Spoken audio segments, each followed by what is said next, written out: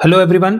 आज के इस वीडियो में हम डिस्कस करने वाले हैं वो एग्जैक्ट सोर्स जहां से यूपीएससी एग्जामिनर क्वेश्चन पिक करता है। जी हाँ, इस वीडियो में मैंने वो सारे प्रूफ्स इकट्ठे करके लगाए हैं जहां से हमें पता चलेगा कि एग्जामिनर ने क्वेश्चन कहां से सेट किया और हम समझेंगे एग्जामिनर किस डेप्थ में जा रहा है और कहां से वो क्वेश्चंस को पिक कर रहा है। ठीक है, और हमें कैसे पीवाईक्यूज हेल्प करते हैं इस तरह के क्वेश्चंस को सॉल्व करने में। तो सारी चीजों पे हम बात करेंगे, बट उससे पहले आप ये न्यूज देखो। नासा ने वार्न किया that China's three gorges dam could slow earth's rotation by 0.06 seconds. Okay, so ये जो न्यूज है इसमें आप पहले डायमेंशन समझो। एक यहाँ पर टर्म दिया है जो हम इग्नोर करते हैं मोस्टली, वो है नासा। ठीक है, नासा ने वार्न किया, हमारा फोकस जाता है थ्री गॉर्जेस डैम पे। हमने बस ये पकड़ लिया थ्री गॉर्जेस डैम, और हमारे जो कोचिंग्स हैं, कंटेंट है, वो सारे नोट्स किस पे बनाता है? थ्री गॉर्जेस डैम पे। ये न्यूज पे ये नहीं है, न्यूज पे ये है। कैसे, अब मैं वो बताता हूँ आपको। ये नासा का रिपोर्ट है। अब देखो ये क्वेश्चन पढ़ो ध्यान से। Scientific studies suggest that a shift is taking place in the earth's rotation and axis. ये है असर्शन। ठीक, उसके बाद दो रीजन स्टेटमेंट्स हैं। That solar flares and associated coronal mass ejections bombarded the earth's outermost atmosphere with tremendous amount of energy. इसके बाद एक और रीजन क्या दिया है कि as the earth's polar ice melts the water tends to move towards the equator. ठीक है, अब हमारा क्वेश्चन सिंपल सा हमें ये बताना है कि ये असर्शन जो करेक्ट है, इसके ये दोनों रीजन है या नहीं है, या एक रीजन है या दोनों रीजन नहीं है। ठीक है, अब अगर आप ध्यान से देखो ना, तो पहले दो चीजें समझो। पहली चीज, यहाँ जो ये वर्ड है ना साइंटिफिक, और ये है नासा, ये आपस में लिंक है जो भी आपको आगे आएगा समझ में। दूसरा समझो, ये पीवाईक्यूज हैं। ये 2022 में आया क्वेश्चन है, ये आया है 2021 में। अब देखो कैसे। ये क्वेश्चन 2022 का सोलर फ्लेयर्स। ओके, यहाँ ऊपर क्या दिया है? Solar flares. Exact same energy है बॉम्बार्डिंग की कि if a major solar flare reaches the earth which of the following are possible effects on अर्थ।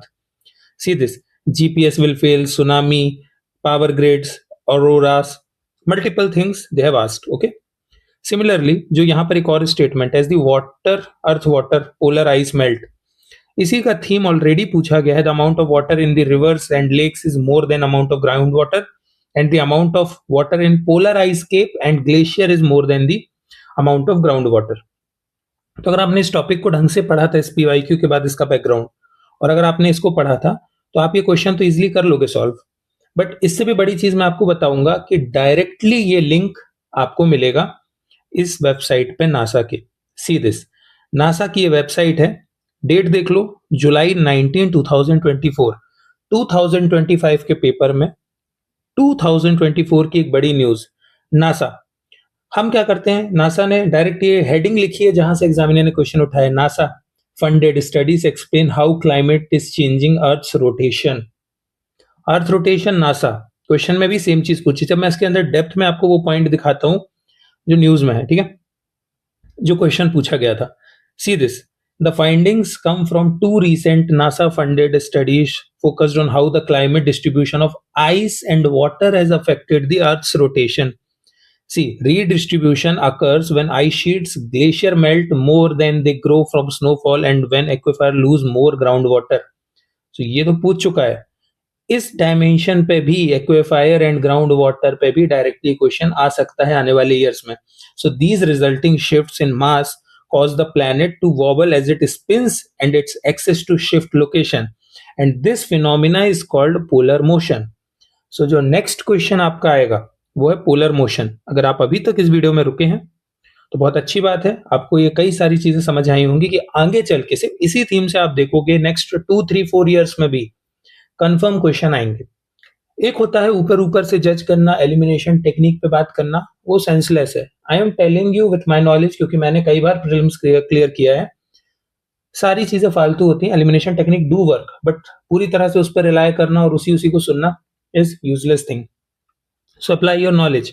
जब वो एक साइंटिफिक एनालिसिस का पेपर बना के एक एग्जाम सेट कर रहे हैं, सो आप देखो ना, इस छोटे से पैराग्राफ में इतना हम कंटेंट पढ़ते, एक छोटे से पैराग्राफ में एक क्वेश्चन सॉल्व भी हो रहा है और आने वाले 2 क्वेश्चन के लिए कंटेंट भी लिखा है। क्या लगता है एग्जामिनर जब क्वेश्चन बनाता है तो वो क्या करता होगा?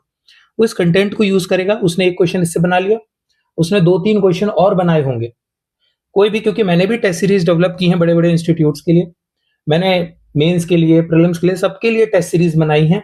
कॉपीज एवेल्युएट की हैं बहुत सारी, 10,000 प्लस मैंने कॉपीज एवेल्युएट की हैं और मैंने थाउजेंड्स ऑफ क्वेश्चंस बनाए हैं प्रीलिम्स के लिए।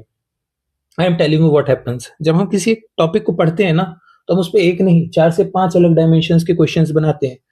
सो कंफर्म इट, ये क्वेश्चन जो आई सीट ग्लेशियर पे आया है, अगला question aquifers, ground water, precipitation वाले थीम पर आएगा एंड पोलर मोशन पे कल को क्वेश्चन आ सकता है जो डायरेक्टली लिंक्ड है हमारे 2025 के क्वेश्चन से। So what I want to say here is that कि don't take the paper lightly कि हमने कोई एक एलिमिनेशन सुनी। हाँ, आप इस क्वेश्चन को एलिमिनेशन से भी सॉल्व कर सकते हो, मैं तुम्हें एलिमिनेशन भी बताता हूँ। इसको एलिमिनेशन से हम कैसे सॉल्व करेंगे? साइंटिफिक स्टडीज सजेस्ट करती हैं that shift is taking place in earth's rotation and axis. उसका रीजन दिया है दो। पहला रीजन है कि सोलर फ्लेयर जो है वो क्या कर रहा है, बॉम्बार्ड कर रहा है आउटर एटमॉस्फेयर को। तो कोई भी चीज जब आउटर एटमॉस्फेयर को अफेक्ट कर रही है तो वो अर्थ के रोटेशन को इंपैक्ट कर ही नहीं सकती। That is very internal thing.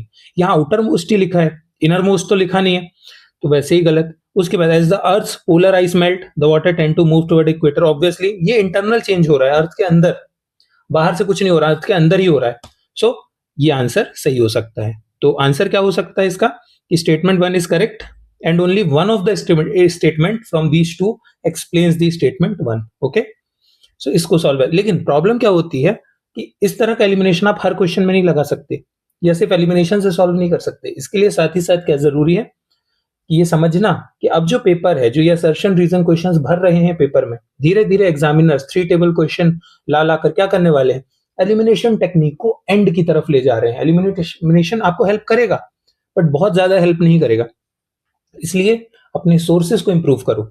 आप किन सोर्सेज को फॉलो कर रहे हो, किस तरह का कंटेंट पढ़ रहे हो, उसको फॉलो करो। इस तरह के मैं और भी डेप्थ एनालिसिस करके कई सारी वीडियोस बनाऊंगा।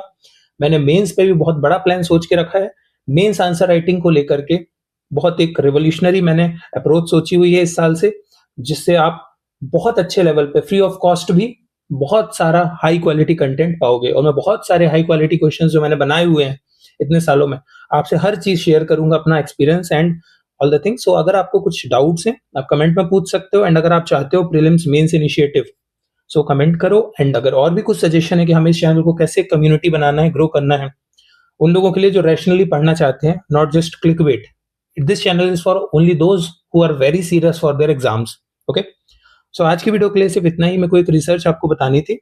नेक्स्ट वीडियो में हम मिलते हैं। आज के लिए इतना ही। जय हिंद।